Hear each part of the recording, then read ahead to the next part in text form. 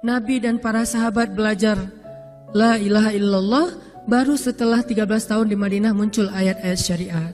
Syariat umroh, syariat haji, syariat puasa, syariat tilawah, syariat hijab.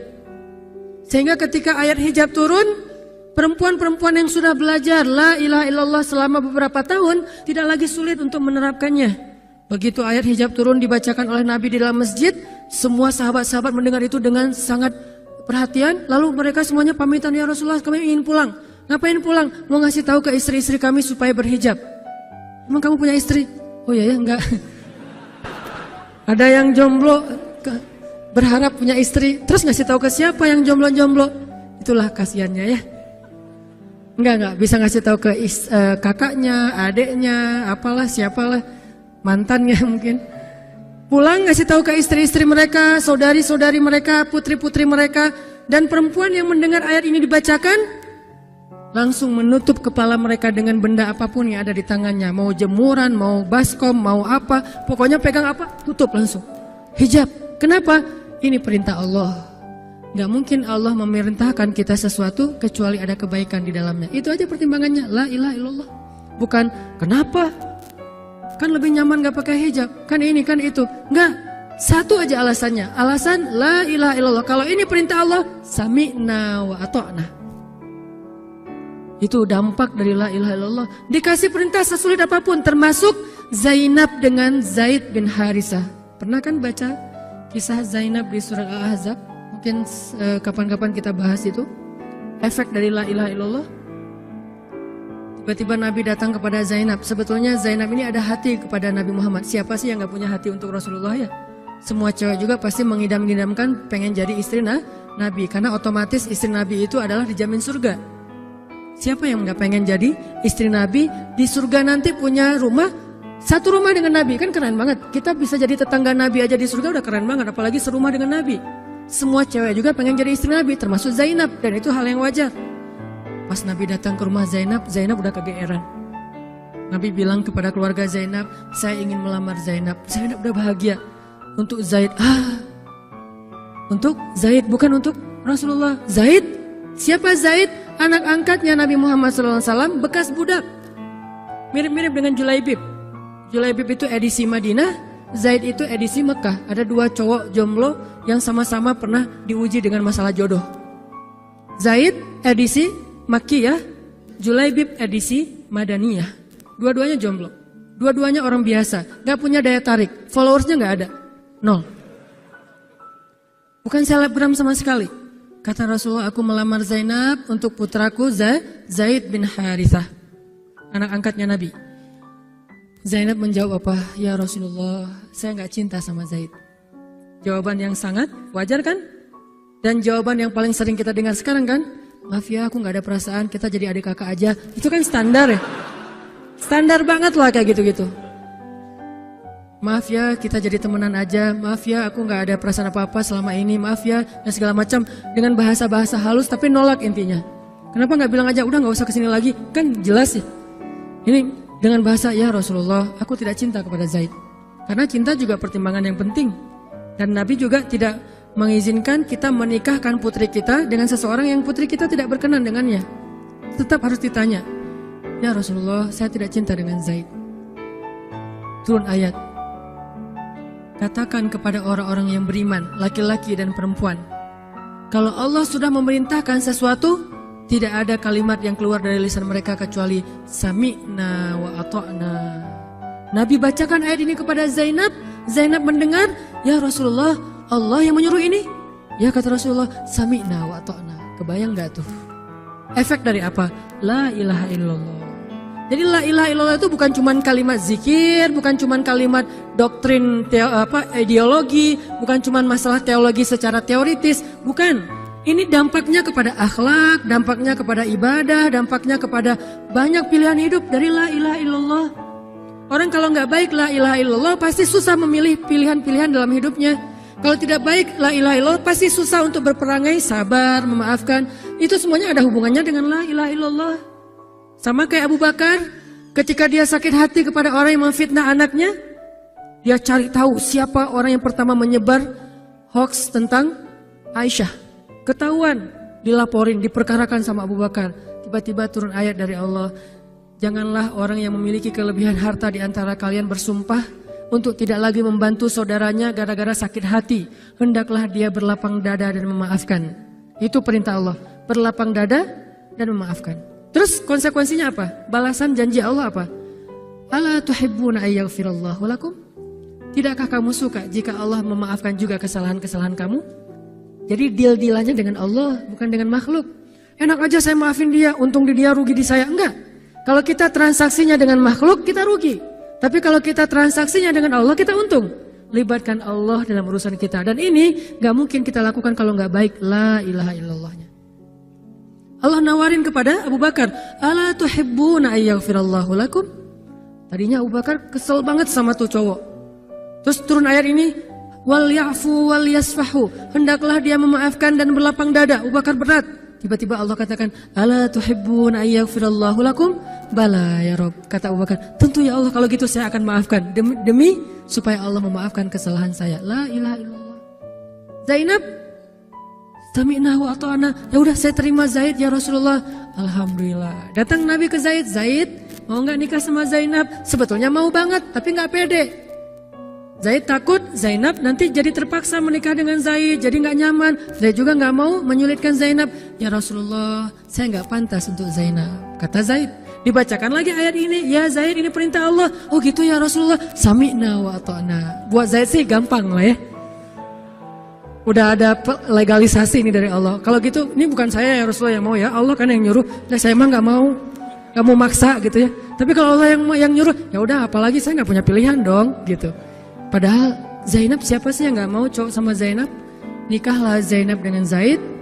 Dan yang menjadi semacam khutbah nikahnya adalah Rasulullah SAW. Kebayang gak Zainab tuh punya hati ke Rasul, tapi Rasul yang mengkhutbahi nikah Zainab dengan orang yang Zainab gak cintai. Kebayang gak perasaan Zainab tuh? Ketika akad nikah, Nabi jadi saksi. Saya terima, kata Zaid, nikahnya Zainab binti Jahsy dan segala macam. Zainab, kebayang gak ada Nabi di situ? Lalu setelah selesai akad nikah ditanya kepada Nabi, sah ya Rasulullah? Sah. Dan Nabi juga gak mau mempersulit. Gak sah.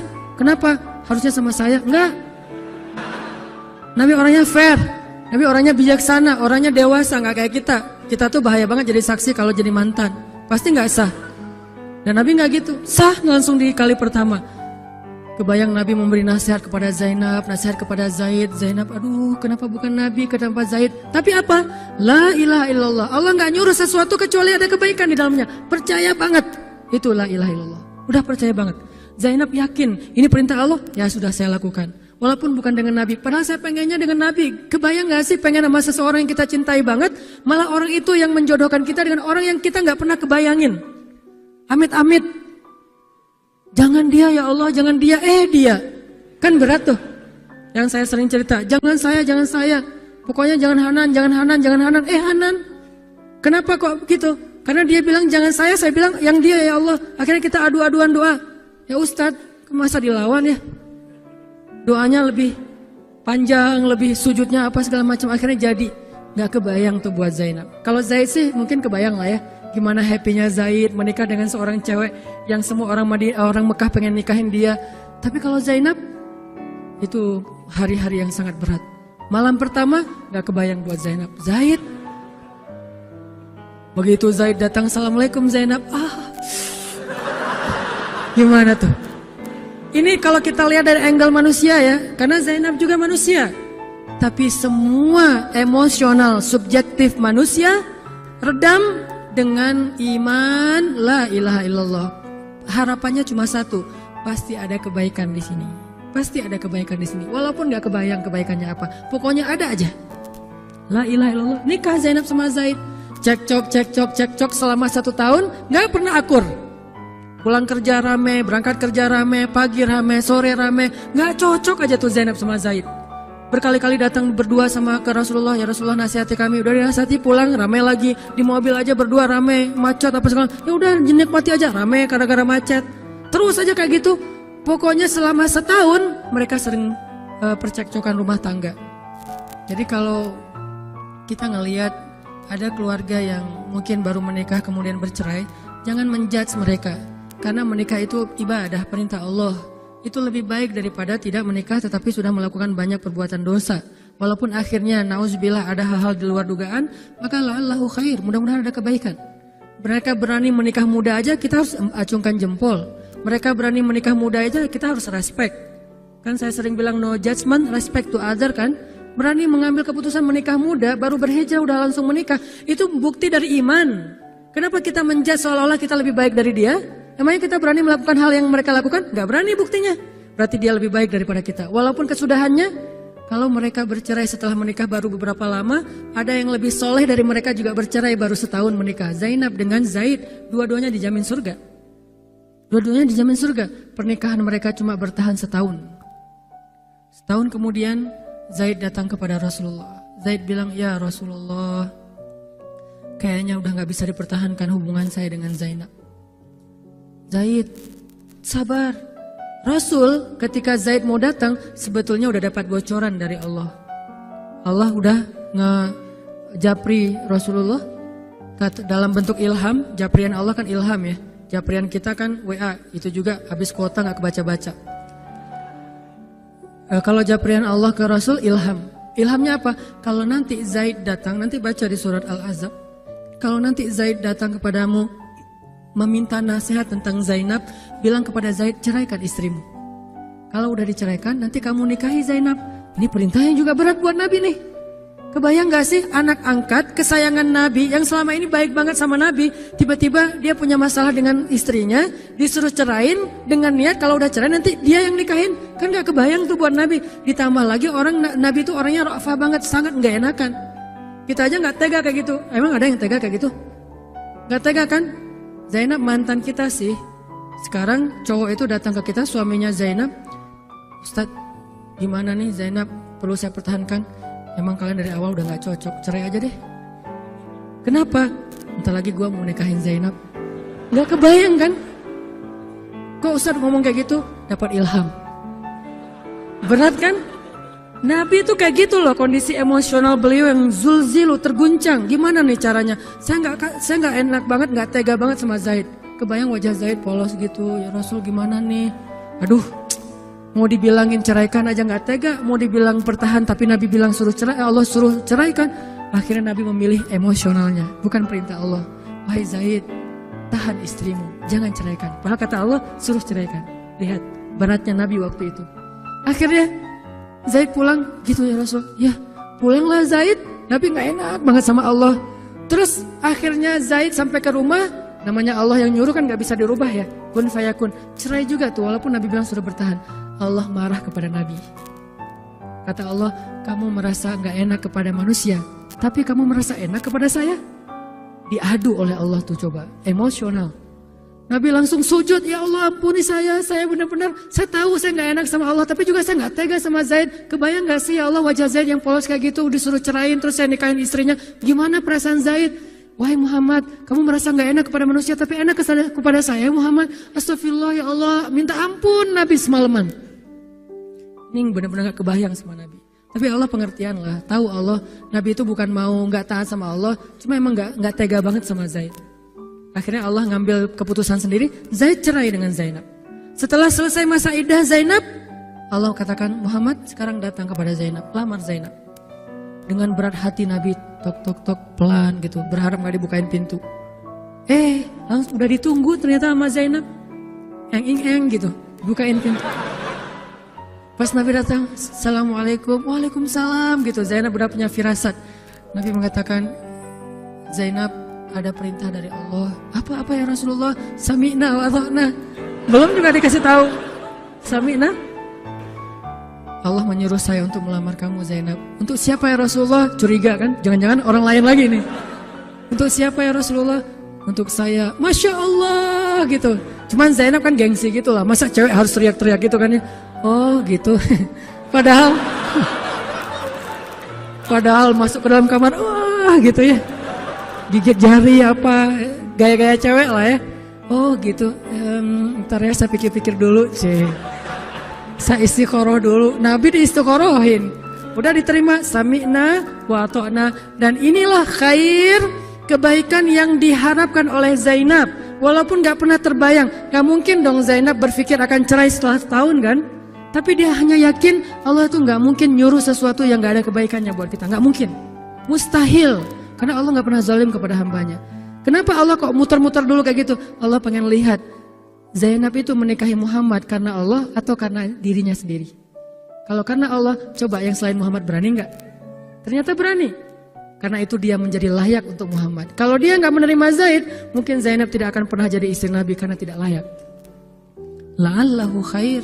Ini buah dari la ilaha illallah. Begitu juga yang masih culun-culun, yang mungkin badannya belum kebentuk, yang jerawatan misalnya kayak gitu, tiba-tiba memimpin pasukan militer yang jumlahnya ribuan, yang barisan pertamanya kibarus sahabah, sahabat-sahabat senior, as-sabiqun al-awwalun minal muhajirin wal ansar. Termasuk siapa di dalamnya? Abu Bakar dan Umar. Kebayang nggak tuh? Memimpin pasukan yang di belakangnya itu Abu Bakar dan Umar. Maju, Abu Bakar dan Umar. Ya, maju. Usama. Kebayang Usama yang nyuruh. Abu Bakar. Segaya. Umar maju. Zaid, anaknya Zaid. Tapi tidak ada yang bisa membantah. Kenapa? Itu wasiat Nabi sebelum wafat. Aku perintahkan kalian untuk dipimpin oleh Usamah bin Zaid karena dia adalah anak muda yang luar biasa. Itu hadiah Allah untuk Zaid karena dulu mau menikahi Zainab walaupun hatinya sebetulnya tidak mau. La'allahu khair, la ilaha illallah. Masing-masing dikasih kebaikan dengan cara-cara yang berbeda.